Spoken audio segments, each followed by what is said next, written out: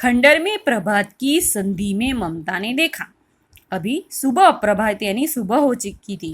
खंडर यानी टूटी फूटी वह दीवारों में वहां गई थी। वहां की वह दीवालों में से उसने देखा। संधि यानी कि सुराख में से उसने देखा कि सैकड़ों अश्वारोही वहां घुड़सवार दिखाई दे रहे हैं। उस प्रांत में यानी कि उस देश में घूम रहे हैं। वह अपनी मूर्खता पर स्वयं को कोसने लगी। उसको लगा कि उसने अच्छा नहीं किया, यानी कि स्वयं को ही वह कोसने लगी, स्वयं को ही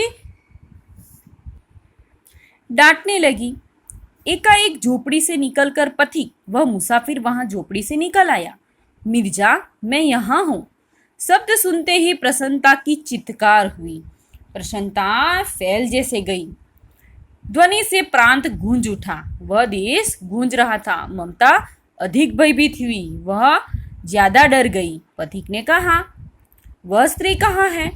उसे खोज निकालो, उसे ढूंढ कर लाओ। ममता छिपने के लिए अधिक सचेत हुई। ममता छिपने के लिए सावधान हुई।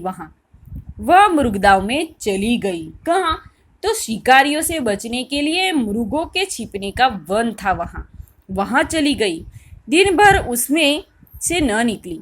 संध्या हो गई, शाम हो गई। वे लोग अभी जाने लगे। ममता ने सुना कि पथिक घोड़े सवार होते हुए कह रहा था। घोड़े पर सवार होकर वह मुसाफिर बोल रहा था, मिर्जा, उस स्त्री को मैं कुछ न दे सका।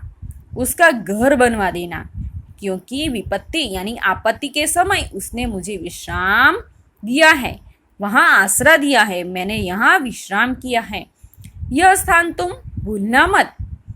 इसके बाद वे वहां से चले गई।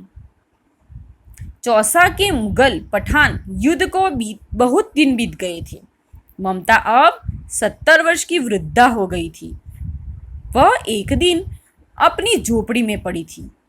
शीतकाल का प्रभाव था, ठंडी का समय था। उसके जीर्ण यानी कि वृद्ध, जंजर कंकाल यानी कि शरीर का ढांचा खांसी से गूंज रहा था। ममता की सेवा के लिए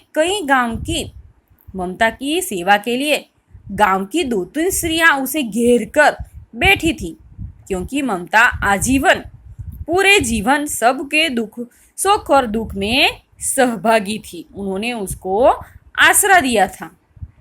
ममता ने जल पीना चाहा। एक स्त्री ने सीपी से जल पिलाया। सहसा अचानक एक अश्वारोही घुड़सवार उसी झोपड़ी के द्वार पर दिखाई पड़ा।